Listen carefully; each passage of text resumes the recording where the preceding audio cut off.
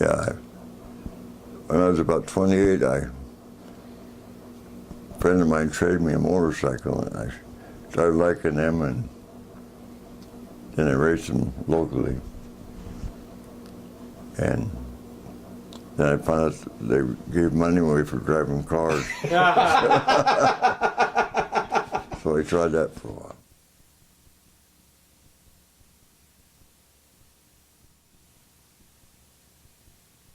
Stateline fans first heard of Tom Dill in 1959 when the track was running 100-lap jalopy championships. Tom towed in and outlasted a field of some 100 cars. It was a bunch. Plus, there was a fair chunk of prize money for Tom Dill and a 2 1/2 foot high trophy. Yeah, Mobile probably has that.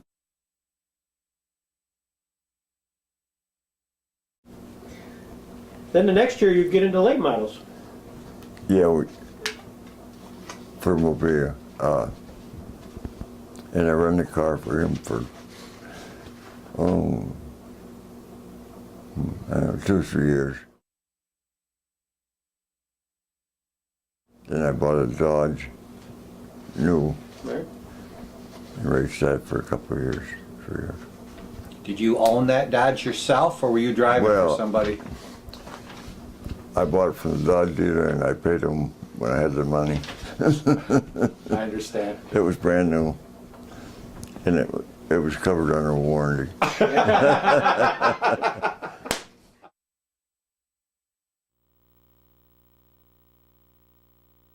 Squirt Johns, what's that mean to Tom Dill? He was the class of the field at that time. Yeah. Yeah,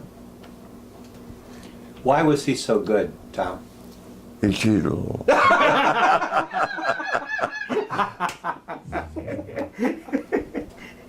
How'd he cheat? Engine. Engine? Is that right? Oh yeah, yeah. I'm sure he did. He told me since. Yeah. You know, I don't know what you call it cheating, but you know, you're supposed to be running a car that's near what they made, and he had stuff done to the motor. What did Johnny Whitehead mean to you? Johnny Whitehead is one of the greatest drivers in the world. Why is that?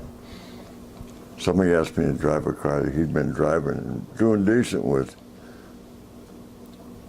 one night. I couldn't hardly get around the racetrack in this car.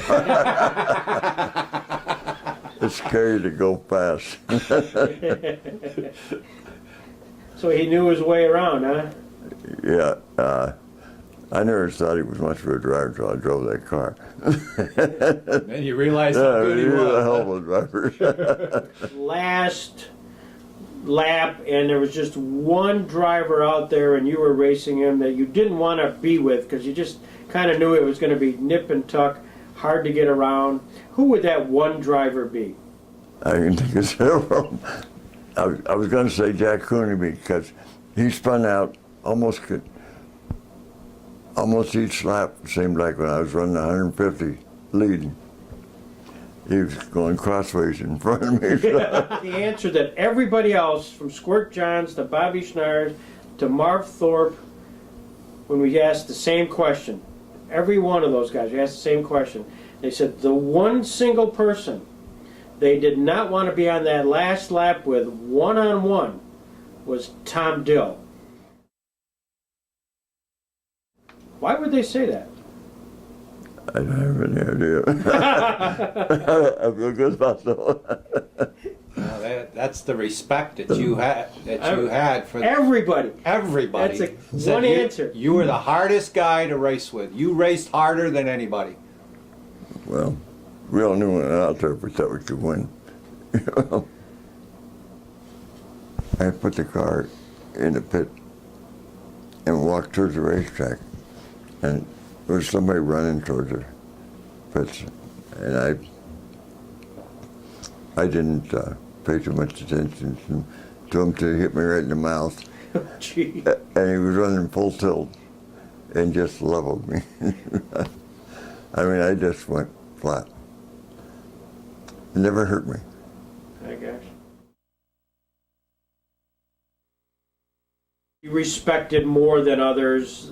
When you're on the track, you may have given them a little bit of deference or whatever. Well, you always gave Bobby run because he was going to pass you anyhow. I'll Russell in car number 4 on the move. Here it is, the checker flag and the win. Bobby Stars. Here he is, the terrific job of driving his second feature event of the season. What do you say? A big hand for Bobby Stars. Nice going, Bobby. Is there an incident or an accident or something where you said, I don't believe that just happened? We had several Chevrolets, and Joe Movia, who owned the cars,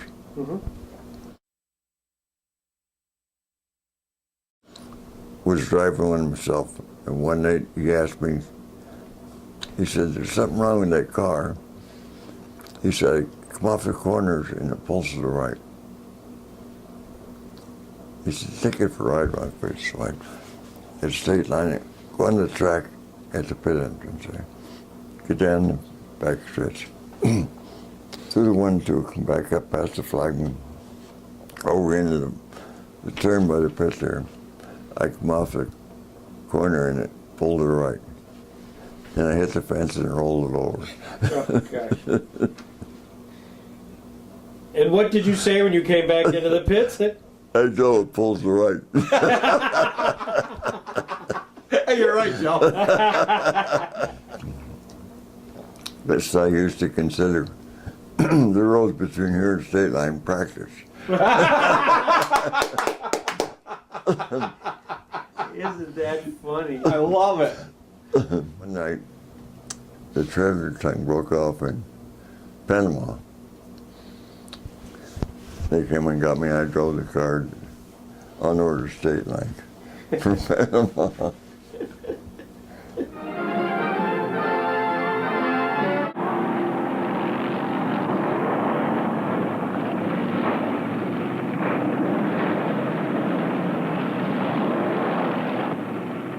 The racing stock cars are on their way. Into the third and fourth turn, the pace is faster. Number 22, Roberts at the wheel, qualified for the front row by running 155.7 miles an hour. Weatherly was only a hair slower. Nobody on that racetrack is slower than 145, except the pace car. In 1961, do you recall some of the NASCAR drivers that you had to race against? Some of the household names you were racing against right there. Oh, everybody. Yeah. For quite a few years, Yeah. a lot of them were still right. Pearson?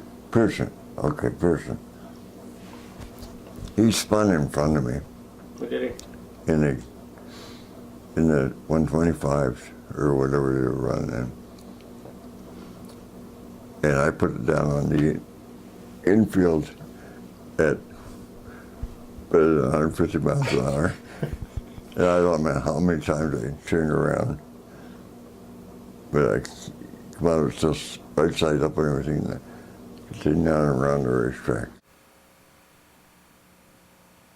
So that's all. What was your car number that year at the race, remember? I think it was 52, but